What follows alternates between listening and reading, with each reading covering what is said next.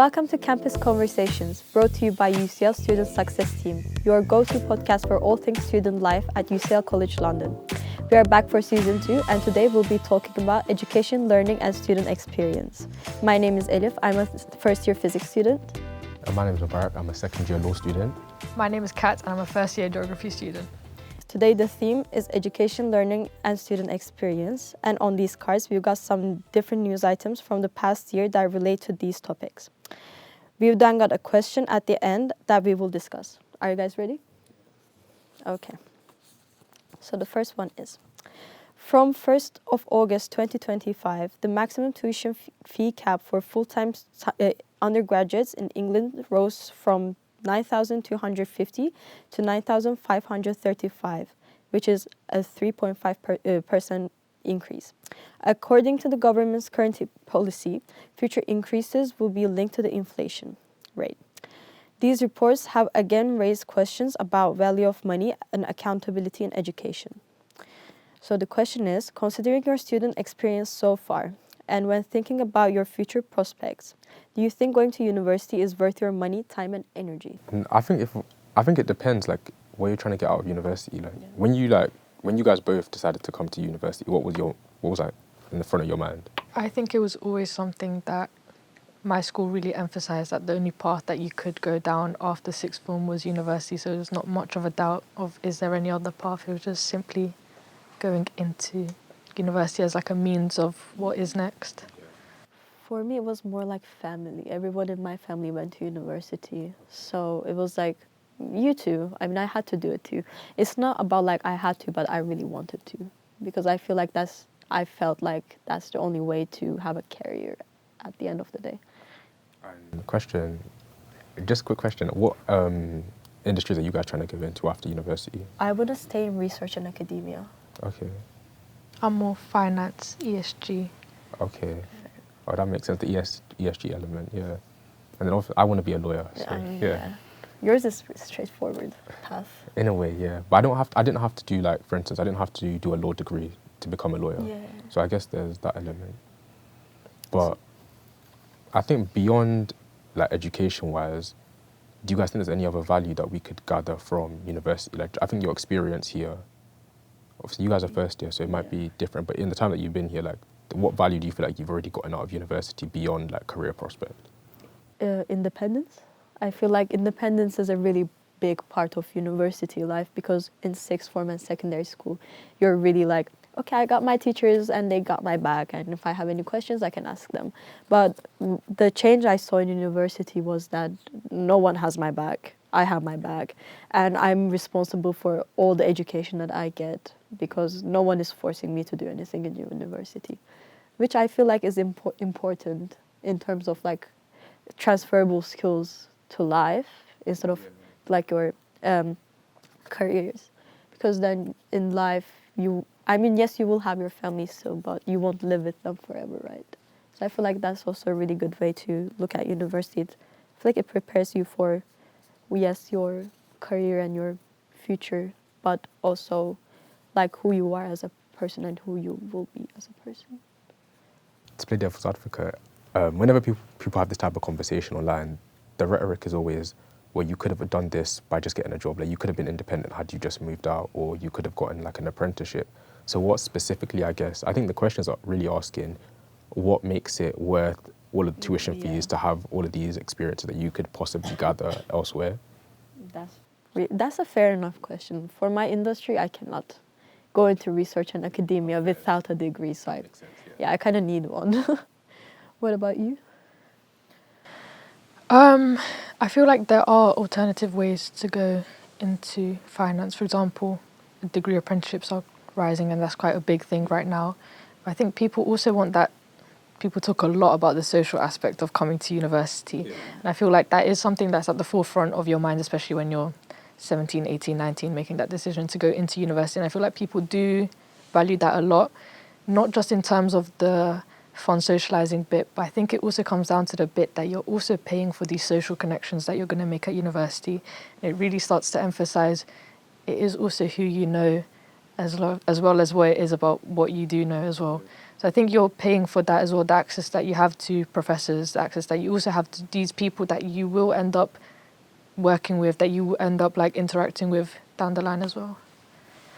That's true. Networking is really important in like career aspect. A question: if like university wasn't necessary for any job, like if you didn't have to go to university to become a lawyer, would you still go to university if it was optional for your job? I feel like I would, and but I think this is no, I think I would, just because I think I do quite enjoy the process of learning anyway. But also, I think now that I've done like part of my degree, I can definitely see the way that my worldview has changed as well, and I think that's something that's really valuable, because I think there's a certain way that once you study something, especially at degree level, I feel like it definitely changes the way you interact with people, it changes the way you think, it changes the way you argue, etc. And I think that is really valuable. So even if I could become a lawyer without any sort of having to get a degree, I think I would still pursue a degree or anything, because I think there's something really valuable in education, just in general. But this is a wider topic, but for instance, I tutored for a little bit, and one of the things that I found was that a lot of children nowadays, I would say, kind of lack the curiosity just about the world around them. So I think when the conversation shifts to is education solely so you can get a career, it misses out a huge part of the conversation, in that there's something to be said about education in terms of how it changes you as a person, and there's value in that. Well, I feel like it's so much more of a structural thing as well, because especially in schools, like the way that you're taught is to pass your exam. So as soon as you pass your SATs and then you're looking to pass your GCSEs, and learning becomes, how do I pass an exam rather than how do I learn something that I'm really interested about, and how do I pursue this curiosity beyond just having to pass an exam. And then in university, how do I actually like learn to love this subject rather than just get the grades that I need to then move on to a job. Fair enough, yeah. But I feel like some people do actually see university as get the grades, get the degree, go to the job, right? I mean, I saw so many people just we go like do that. Like, I have some friends, and they're like, oh yeah, I just need a pass. I just need the degree. I just need like a piece of paper, and I'll just go do finance. I think in many ways it really is just a means to an end. Like, Yeah. it's just kind of the next building block. But I think, and I also think this is a university thing as well, because obviously going to UCL, I think the people that we will meet here will generally either be like very career orientated, or they really do just love academics. But I know there's a conversation as well about different standards of uni, the different types of, the quality of like students that they attract. So oftentimes people will be like, oh, we should abolish Mickey Mouse degrees, and we should abolish like certain universities that only seem to run a certain type of course. So what do you guys think? Do you guys think Mickey Mouse degrees are a thing? And if so, how do we deal with them? I mean, they're like harder degrees and easier degrees, but it's really like relative. Like, how do you and what do you compare it to, right? In itself, every degree is hard. Every degree has like certain deadlines, things that you do, coursework, lectures to attend. So it's like structure-wise, it's quite similar, I think. So I don't think there's like a Mickey Mouse degree. Like, every course is hard in itself, and there's like you can technically put it on a scale, but how representative that scale is going to be, because every student is actually like, I haven't seen a university student be like, oh yeah, my course is chill. Really? Yeah, have you? Yeah, a Really? lot of them, yeah. I think there's a lot of people doing courses that the first thing they'll say to you is, oh, I don't know, I could never do that. I could never do your degree. My degree's so like I don't go in. I only go in. I don't go to my lectures. I don't go in. My exams are like online. I use AI. Like, I think there's a lot of degrees. Like, not that I don't think. I feel like if the degrees were like done in like, what's the word? Were taught in a valuable way. Yeah. But I think there definitely is a conversation to be had about universities filling seats in degrees where they're not really teaching students. They're throwing on like a presentation online, just doing a little online session, rather than actually, because a huge part of the learning environment and the process is having not children, these are adults we're talking about, having students like interact with one another, have discussions, have, that integration. So I think when universities start doing a lot of online sessions, there's very little contact hours. It's kind of like, well, is this really worth the 10K that you might be paying? So I think that's probably where a lot of this criticism comes from. Like, nobody's saying that doctors shouldn't go to university anymore, but I think the conversation's about maybe maybe some universities are kind of filling seats in courses that need to be changed in the way they're taught to actually extract like meaningful value. Yeah. So that's more about the university structure, not the course itself. Yeah. No, I agree. Like, apart from the courses, like the degrees, I do feel like some universities are like just easier to get a pass in compared to other universities. But if like like different universities have similar courses. If you go to like a Y university and like if you compare UCL and another university for the same course, the one might be relatively easier than the other. So I guess it's not about like Mickey Mouse degree, but the university itself and the structure they provide for their students. I think that's interesting because I think regardless of how easy a university might seem, or regardless of how difficult a certain, like let's say Russell Group's unis or Oxford, Cambridge, UCL, LSE, I think no matter what uni you go to, your experience is almost curated based on that university, and that doesn't like at all like eradicate whether it's easy or hard. I think there's going to be different aspects at each uni which might be harder, which other unis might find easier. But I also think your experience again is tailored to that university. For example, here we might be so research focused, we might get that research hands-on experience.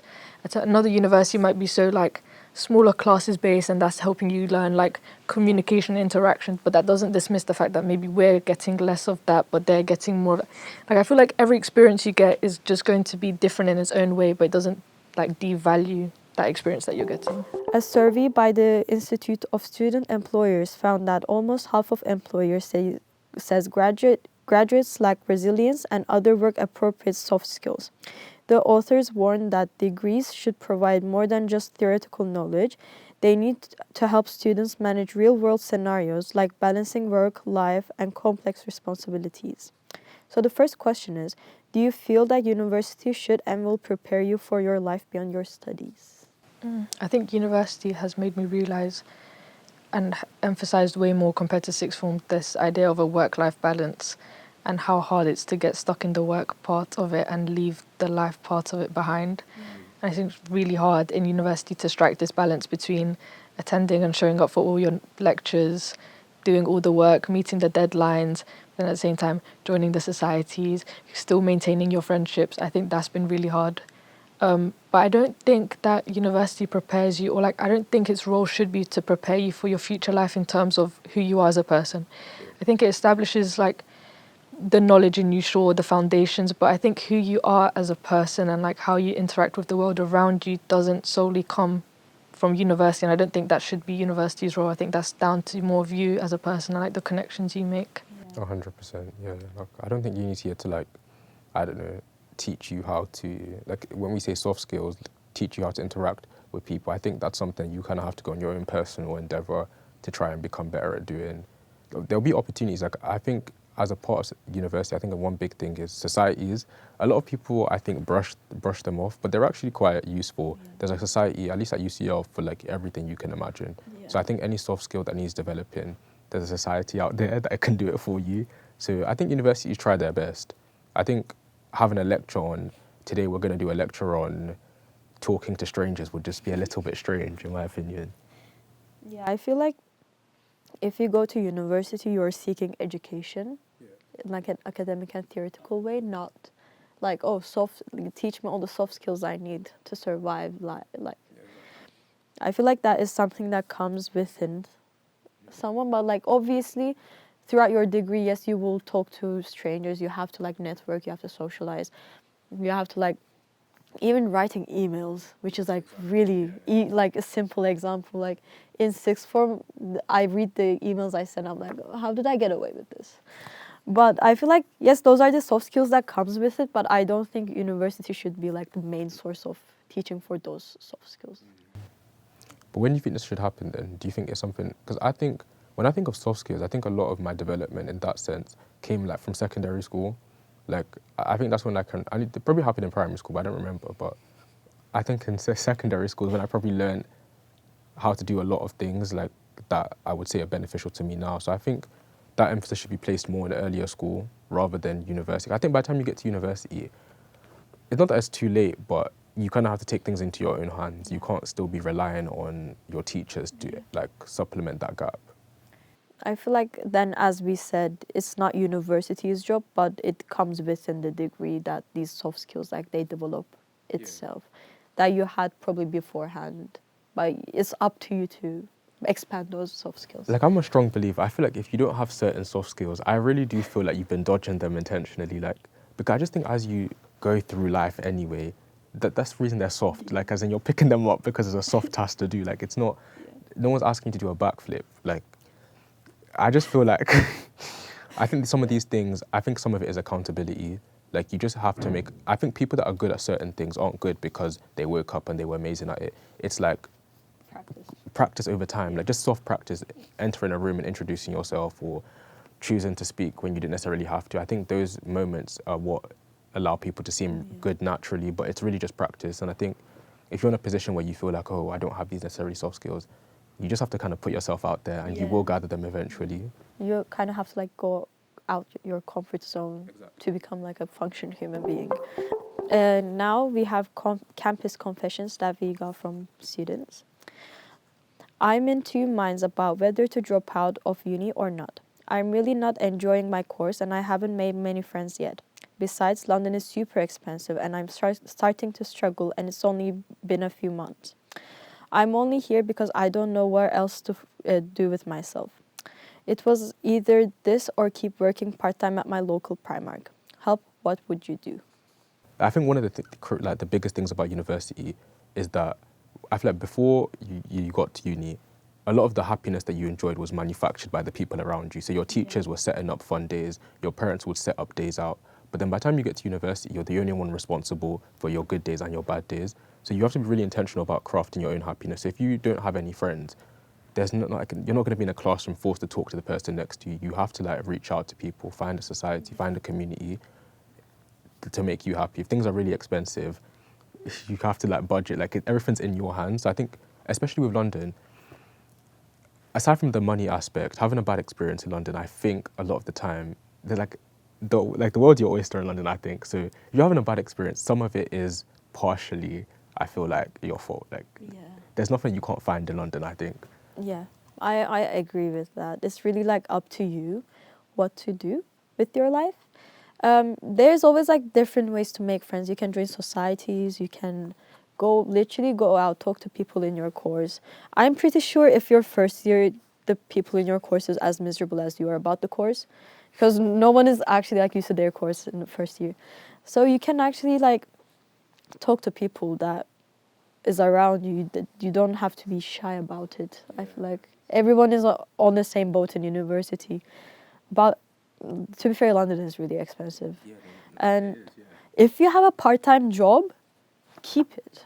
It's really hard to find a part-time job to begin with. I think it's also important for us to say that UCL offers so much hope in terms of there's so many bursaries that are open throughout the year, especially towards the end of the year and the start of the year, which you can apply for. And there's no shame in applying for, let's say, a bursary fund or a hardship fund.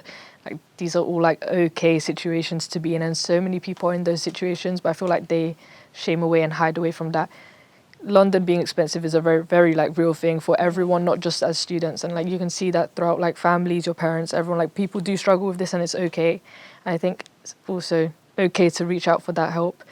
And like we've been saying, the thing, like everyone's in the same boat, but I feel like you need to take that step in being like, you know what, let me be brave, like let me try approach something.